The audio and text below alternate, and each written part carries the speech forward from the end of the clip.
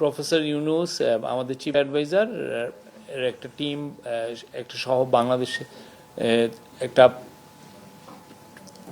Delegation হিথ্রোতে land করেন। হিথ্রোতে land করার পরে আমরা 10টার দিকে আমরা হোটেলে আসি। 10টার থেকে 12টা পর্যন্ত উনি বিশ্রামে ছিলেন। 12টার থেকে ওনার একটানা মিটিং ছিল। 12টার সময় এয়ারবাসের সিনিয়র এক্সিকিউটিভ ভাইস প্রেসিডেন্ট আসছিলেন। তো বাংলাদেশের সাথে তাদের এভিয়েশন, এয়ারবাসের সাথে এভিয়েশনের যাতে পারস্পরিক সহযোগিতার বিষয়ে আলাপ হয়। তারপরে 12:30 মেনজিস হচ্ছে ওয়ার্ল্ডের লার্জেস্ট গ্রাউন্ড হ্যান্ডলার এয়ারপোর্টগুলোতে। তারা ওয়ার্ল্ডের 350 এয়ারপোর্টে কাজ করে। তাদের সাথে ওই এভিয়েশন সংক্রান্ত বিষয়ে আলাপ হয়। আপনারা জানেন যে বাংলাদেশে 3rd টার্মিনালটা আমরা খুব দ্রুত চালু করার চেষ্টা করছি। তো সেই অনুযায়ী 3rd টার্মিনালে কারা গ্রাউন্ড হ্যান্ডলিং করবেন সে বিষয়ে অনেকের সাথে আমাদের কথা হচ্ছে। সেই আলোকে এই মেনজিসের সাথেও কথা হয়েছে।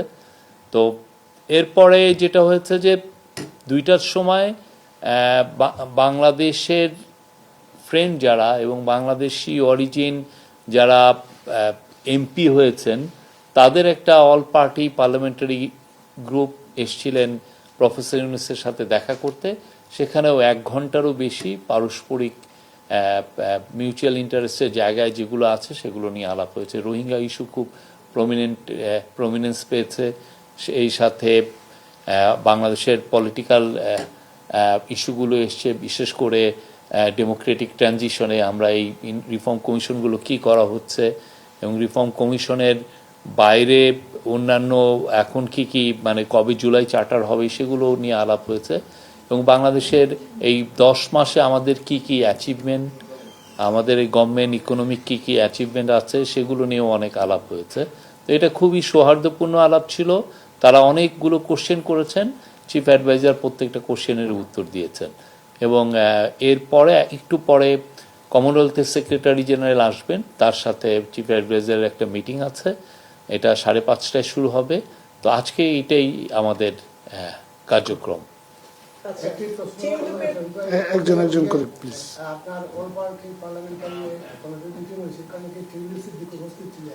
না, টিউলিপ সিদ্দিকী ছিলেন না।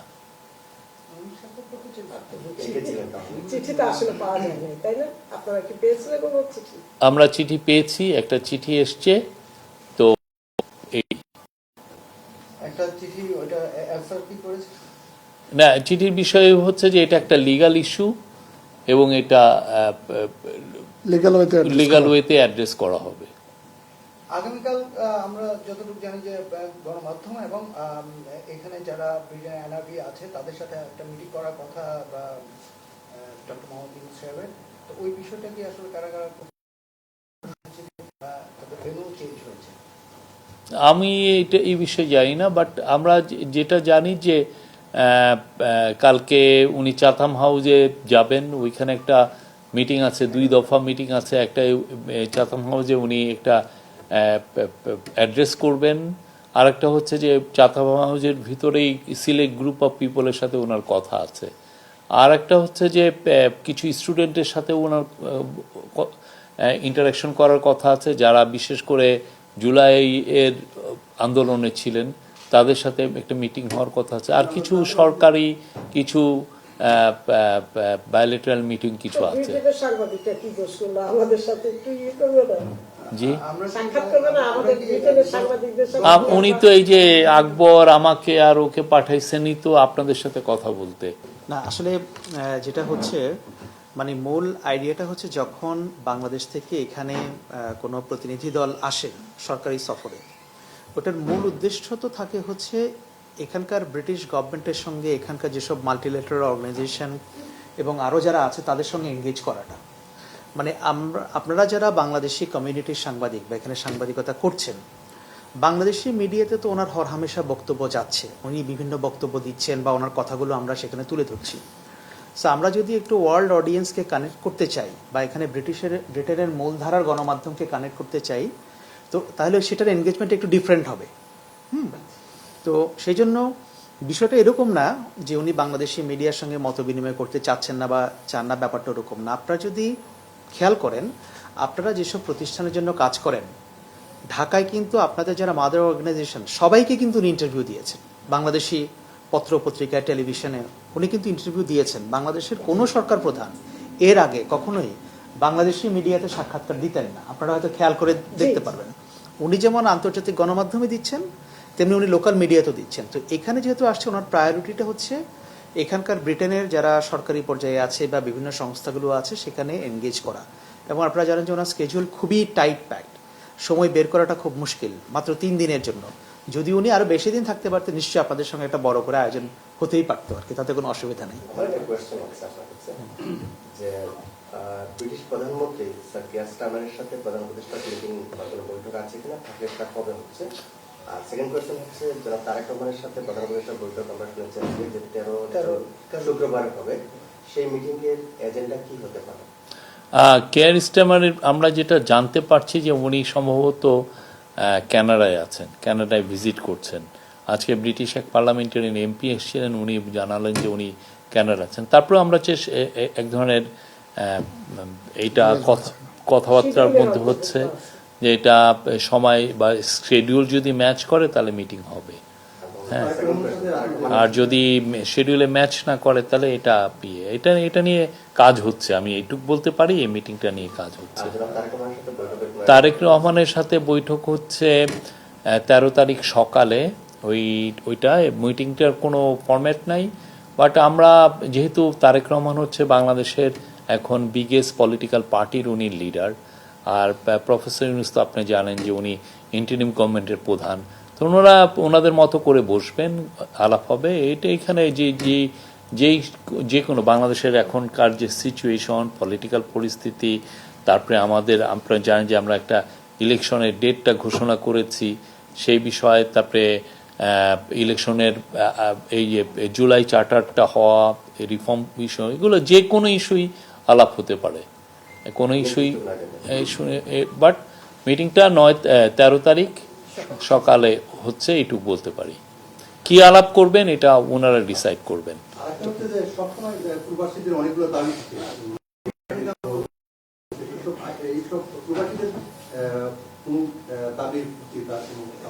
প্রবাসীদের দাবি তো সাধারণত এম্বাসিগুলোই দেখেন। এম্বাসির তরফ থেকে যেগুলো জিনিস ওনাকে জানানো হয় সেগুলোর ব্যাপারে উনি ওয়াকিবহাল থাকেন।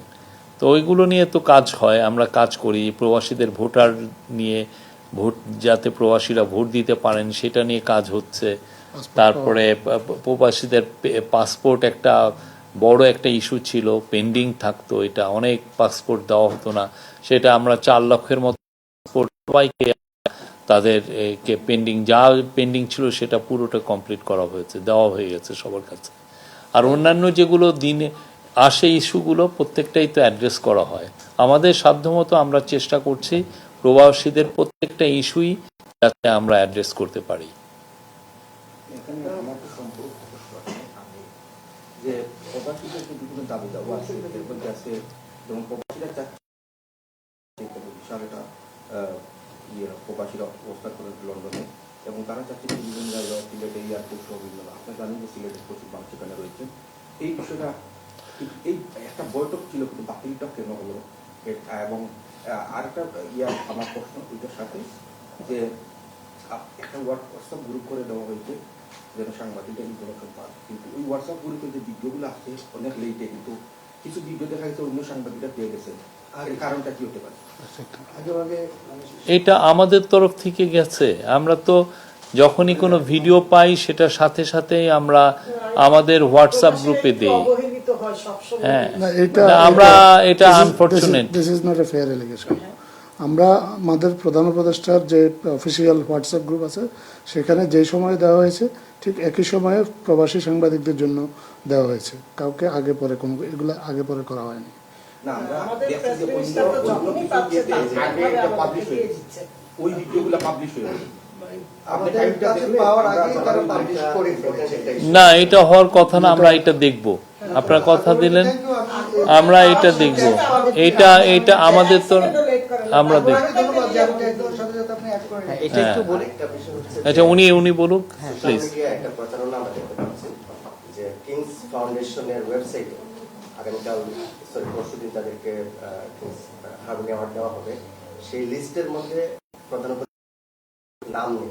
এটা নিয়ে অনেকে প্রচার করছে, তো বিষয়টা একটু এটা আপনার 12 তারিখ হোক দেখবেন। হ্যাঁ 12 তারিখ হলেই আপনারা দেখতে পাবেন। সবকিছু তো ওয়েবসাইটে থাকতে হবে এমন তো কোনো মানে হয় না, ঠিক না? তবে আমরা জানি উনি king Charles III harmony award পাচ্ছেন, এটা খুবই প্রেস্টিজিয়াস একটা, এটা ওনার লং যে উনি কাজ করেছেন দরিদ্র মানুষের জন্য, পুরো পৃথিবীর মানে পৃথিবীতে পোভার্টিকে দূরকরণের জন্য যে কাজগুলো করেছেন, এনভায়রনমেন্টের জন্য যে কাজ করেছেন, জিরো ওয়েলথ অ্যাকুমুলেশন মানে ওয়েলথ অ্যাকুমুলেশনের বিরুদ্ধে যে উনি সোচ্চার ছিলেন, ওনার যে পুরো কাজগুলো বা সোশ্যাল বিজনেস 3.0 এই প্রত্যেকটার বিষয়ে ওনার লাইফ লং যে উনি ডেডিকেশন ছিলেন মানুষের জন্য, ইয়াং পিপলের জন্য, দরিদ্র পিপলের জন্য, সেইটার কারণে ওনাকে এটা দেওয়া হচ্ছে আপনারা। এবং সেই সাথে উনি কিং চার্লসের সাথে ওনার একটা প্রাইভেট অডিয়েন্সও আছে, একটা 1-to-1 মিটিংও আছে। আচ্ছা আমি আকবর ভাইকে বলছি একটু। আমি এনটিভি ইউরোপে আছি দীর্ঘদিন ধরেই। আমরা আসলে ব্রিটেনের যারা সংবাদ মাধ্যমে আছে, আমাদের খুব ইচ্ছে ছিল ডক্টর মোহাম্মদ ইউনূস সাহেবের সাথে আমাদের একটা মিটিং হোক। আসলে সেই সুযোগটা আমরা যদি পেতাম আমাদের ভালো লাগতো। আসলে বিষয়টা একটু যদি আপনি একটু হ্যাঁ, আচ্ছা এটার উত্তর মনে হয় না। না, এটা personal আচ্ছা ঠিক আছে, আমি এটার উত্তরটা দিচ্ছি। সংবাদ মাধ্যমের কথাই বলছি। হ্যাঁ ঠিক আছে, আমি উত্তরটা দিচ্ছি। এটা আমি কিছুটা এর আগে উত্তর দিয়েছি। সেটা হচ্ছে দেখেন, আপনারা এখানে যে নিউজগুলো করছেন, হ্যাঁ সেই নিউজগুলো তো আমি জানি যে এখানে আপনারা যারা হয়তো এখানে বিভিন্ন আউটলেট চালান, তারা আবার বাংলাদেশের বিভিন্ন পত্র পত্রিকা টেলিভিশন আপনারা কাজ করেন। সুতরাং ওই যে আপনাদের পত্র পত্রিকা বা টিভি চ্যানেলগুলোতে কিন্তু প্রধান উপদেষ্টা এর আগে বিভিন্ন সময় কথা বলেছেন, এবং আমরাও খুব মানে খুবই আগ্রহী যদি এরকম একটা আয়োজন করা যেত, এবং এরকম একটা আয়োজনের মানে ওই যে কমিউনিটির সঙ্গে একটা বড় আয়োজনের একটা কথাবার্তা হচ্ছিল। কিন্তু আপনি বুঝতে পারছেন যে দেখেন এখানে ব্রিটেনে এখন প্রায় 6 লক্ষ 6.5 লক্ষ অফিসিয়ালি ব্রিটিশ বাংলাদেশি বসবাস করছেন। এখন এখানে অনেকের মধ্যে একটু মন খারাপ হয় যে আমি দাওয়াত পেলাম না, আমারটা কি হলো। এখন আমরা হয়তো একটা প্রোগ্রাম করলে বড় জোর 100-150 লোককে আমরা ইনভাইট করতে পারবো, এর বেশি পারবো না। আপনারা তো ব্রিটেনের কালচার জানেন যে এখানে বড় জমায়েত করার বা বিশাল গ্যাদারিং করার মতো অত সুযোগ সুবিধাও নাই। এখন এইটা একটা আমাদের জন্য উভয় সংকট বটে। আমরা চাই যে সবার সঙ্গে এঙ্গেজ করতে, কিন্তু আবার অনেক সময় এটা সময়ের স্বল্পতার কারণে বা লজিস্টিক সাপোর্টের কারণে বা বিভিন্ন আপনাদের মধ্যেও যারা আছেন গ্রুপ সাব গ্রুপে অনেকে ভাগ আছেন, একটা গ্রুপকে ইনভাইট করলে আরেকটা গ্রুপ মনে করেন যে হয় না। যেমন ধরেন আজকে প্রেস কনফারেন্স, আমরা যদি এটা না করতাম অনেকে বলতেন যে আপনারা তো কোনো প্রেস কনফারেন্স করলেন না। আমরা কিন্তু করেছি। আমার গ্রুপে প্রায় 50 জনের বেশি আছে, কয়জন এসেছে আপনারা দেখতে পাচ্ছেন। এই জন্য প্রশ্নটা আমি আপনাদের কাছে রেখে দিলাম। Thank you. আচ্ছা নোমান ভাইয়ের তরফ থেকে কোশ্চেন, নোমান ভাই বলেন।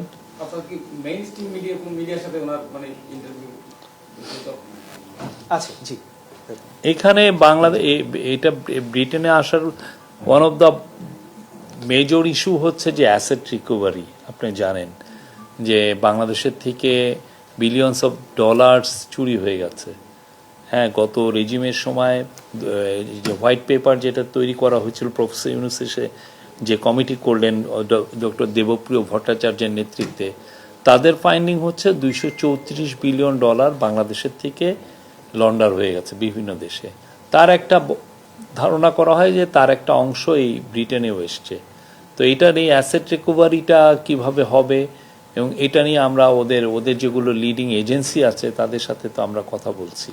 তো এই সফরে যদিও সফরের প্রফেসর ইউনূসের ডেলিগেশনের সাথে না, বাট একসাথে এসছেন ডক্টর আব্দুল মোমেন এবং আহসান হাবিব মনসুর, আমাদের সেন্ট্রাল ব্যাংকের গভর্নর, এবং মোমেন সাহেব হচ্ছেন অ্যান্টি করাপশন কমিশনের চেয়ারম্যান। তাদের এই অ্যাসেট রিকভারিটা কিভাবে করা যায়, বাংলাদেশ এইখানে যে টাকাটা এই দিকে আসছে এবং এদের সাথে এদের এজেন্সিগুলোর সাথে কিভাবে আমরা ভালোভাবে নিবিড়ভাবে ইন্টারেক্ট করতে পারি, হ্যাঁ সেই কাজগুলো ওনারা করবেন। এই যে পুরো ট্যুরের এটা একটা ওয়ান অফ দ্য বড় লক্ষ্য হচ্ছে এটা। আমরা আশা করছি যে এর ফলে আরও কিছু রেজাল্ট পাবো। আপনারা জানেন অ্যাসেট চুরি হওয়াটা খুব ইজি, আমি চুরি করলাম করে পাঠিয়ে দিলাম। তো ওই চুরি হওয়ার টাকাটা আনাটা খুবই কঠিন। আপনারা যদি অন্যান্য দেশগুলো দেখেন পৃথিবীতে, এই যে মার্কোসের টাকা বলেন বা পুরো আফ্রিকা জুড়ে টাকা যারাই চুরি করেছে, টাকাটা খুব দ্রুত বিলিয়নস অফ ডলার নিয়ে গেছে। তো সেই টাকাটা আনতে, যেমন অ্যাঙ্গোলার বোধহয় একটা রিপোর্ট দেখছিলাম যে $5 বিলিয়ন না $14 বিলিয়ন ওরা মানে তাদের 14 বছর লেগে গেছে এই টাকাটা আনতে এটা, এবং ওরা বলছে যে এটাই কম। তা আমরা তো আশা করছি যে আমাদের সাথে যেই নিবিড় যোগাযোগ হচ্ছে এই এজেন্সিগুলোর, এর মাধ্যমে আমাদের কিছু ফলাফল হবে। অলরেডি আপনার ব্রিটিশ প্রেসে তো অনেক নিউজ দেখেছেন, কিছু কিছু প্রপার্টি ফ্রোজেনও হয়ে গেছে অ্যাটাচ। তো সে আলোকে আমরা কাজ করছি। তো এই বিষয়গুলো লিগালি এত বেশি সেন্সিটিভ জিনিস যে আপনি লিগালি এইটা নিয়ে অনেক কথা বলাও যায় না, একদম ফাইনাল। আপনি তো জানেন ওদের ব্রিটিশ লিগাল সিস্টেমটা তো আপনি জানেন। তো এই লিগালি এই বিষয়গুলোকে নিয়ে ডিল করতেও আমাদের অনেক চিন্তা, না বেগ না আমরা কথা, কিন্তু আপনাদের সামনে এই কথাগুলো হাজির করতে পারছি না যে আমরা কি করছি। অনেক ক্ষেত্রে এই রেজাল্টগুলো কি হচ্ছে, ডেভেলপমেন্টগুলো কি হচ্ছে, কতটুকু অগ্রগতি হলো, সে আলাপগুলো আপনার কাছে পুরোপুরি নিয়ে আসতে পারছি না। বাট আমি বলবো যে প্রচুর কাজ হচ্ছে, প্রচুর ভিজিট হচ্ছে এখানে। আমাদের সাথে ব্রিটিশ এনসিএ, বিশেষ করে ন্যাশনাল ক্রাইমস এজেন্সি, তাদের সাথে আমাদের নিবিড় যোগাযোগ আছে এবং এটা নিয়ে অনেক কাজ হচ্ছে। একটা আমরা বুঝতে পারলাম আপনার মাধ্যমে যে সাংবাদিকদের সাথে বা কমিউনিটির সাথে হচ্ছে না বা শোনা হচ্ছে না। তো আমরা আসলে ভোটাধিকার এবং প্রবাসী ট্রাইব্যুনাল নিয়ে দুটা স্মারকলিপি দিচ্ছিলাম, এখন আপনার মাধ্যমে চিন্তা পাঠিয়ে দিচ্ছি, মানে আপনার কাছে আপনি আকবরকে দেন। হ্যাঁ, রোহিঙ্গা ইস্যু নিয়ে বড় একটা আলাপের বিষয় হচ্ছে যে আপনি জানেন রোহিঙ্গাদের 1.2 মিলিয়ন রোহিঙ্গা পিপল বাংলাদেশের কক্সবাজারে আছেন। তো তাদের যে হিউম্যানিটেরিয়ান যে নিড, তাদের মান্থলি রেশন, তাদের হেলথ কেয়ার, অন্যান্য ইস্যুগুলো, ফুড, এগুলো দেখতে প্রচুর টাকা লাগে। অন অ্যান এভারেজ $500 বিলিয়ন উপরে লাগে। তো এই টাকাটা জোগাড় করাটা অনেক টাফ। তো এই টাকাটা কিভাবে জোগাড় হবে, এটার জন্য এখানে অনেক কথাবার্তা হচ্ছে। ব্রিটেন তো আপনি জানেন যে এই রোহিঙ্গা ইস্যুতে যথেষ্ট সাপোর্ট দিচ্ছে। তো আমাদের তরফ থেকে অনুরোধ হচ্ছে যে সাপোর্টটা যেন আরও বাড়ানো হয়। আর একটা হচ্ছে যে অনেকে দেশে, পুরো ওয়েস্টার্ন দেশ, পশ্চিমা দেশগুলোতে দেখবেন যে এইডের যে কাট হচ্ছে, অনেকে এইড কাট করে ডিফেন্স স্পেন্ডিং বাড়াচ্ছেন, ঠিক না? এটা পুরো ইউরোপ জুড়েই হচ্ছে, আমেরিকা জুড়ে হচ্ছে। তো আমাদের তরফ থেকে মেসেজটা হচ্ছে যে এর ফলে কারা আসলে ক্ষতিগ্রস্ত হচ্ছেন, খুবই ভালনারেবল পিপল। তো আমাদের প্রফেসর ইউনূস এই মেসেজটা দিচ্ছেন যে যাতে এই এইড কার্ডগুলো না হয় এবং আরও এইডের ফ্লো যাতে বাড়ে, যাতে রোহিঙ্গা জনসাধারণ যাতে মানে তাদের পড়ালেখা করতে পারে, তাদের হেলথ কেয়ারের নিডটা ফুলফিল হয়। এই ফেরানোর ব্যাপারের আলোচনা তো এটার জন্য নিউ ইয়র্কে সেপ্টেম্বরে একটা বড় ইউএন একটা বড় কনফারেন্স ডেকেছেন। এই কনফারেন্সটাও হচ্ছে প্রফেসর ইউনূসের অনুরোধে। তো এই কনফারেন্সে অনেকগুলো দেশ থাকবেন, 170টার মতো দেশ, এর মধ্যে ব্রিটেনও থাকবে, অন্যান্য অনেক বড় বড় দেশ থাকবে।